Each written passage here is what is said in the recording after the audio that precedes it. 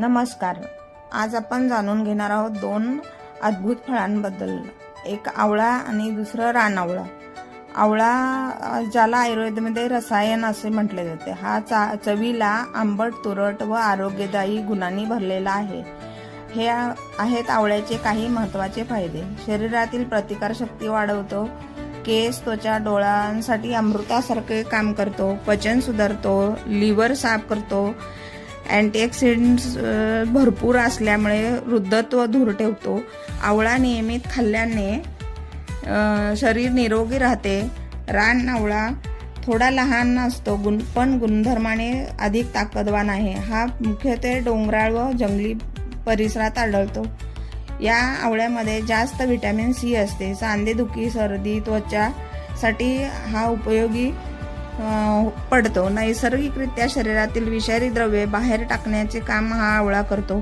आदिवासी औषधांमधून याचा उपयोग फार पूर्वीपासून केला जातो. तो जास्त कडवट, तुरट असतो, पण त्याचे फायदे फार आहेत. आता बघूयात आपण आवळ्यापासून काय काय बनवू शकतो. आवळ्यापासून आवळ्याचा मुरंबा, साखर, आवळा वापरून बनवलेला एक गोड, चविष्ट आणि ऊर्जा देणारा पदार्थ आहे. शरीरात थंडावा निर्माण करतो. आवळ्याचं लोणचंही बनवता येतं.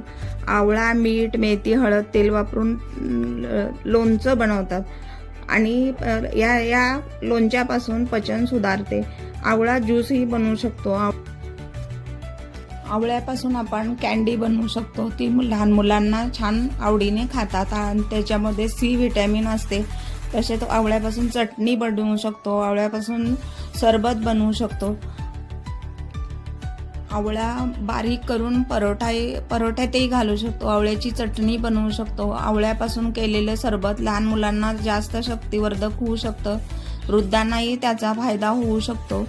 आवळा खरं तर खूप नैसर्गिक फळ आहे. त्यापासून मिळणारे खूप सारे फायदे आहेत. सर्वांनी विविध पद्धतीने आवळा खाल्ला पाहिजे, तो पोटात गेला पाहिजे. अशीच विविध माहिती देत राहू. धन्यवाद.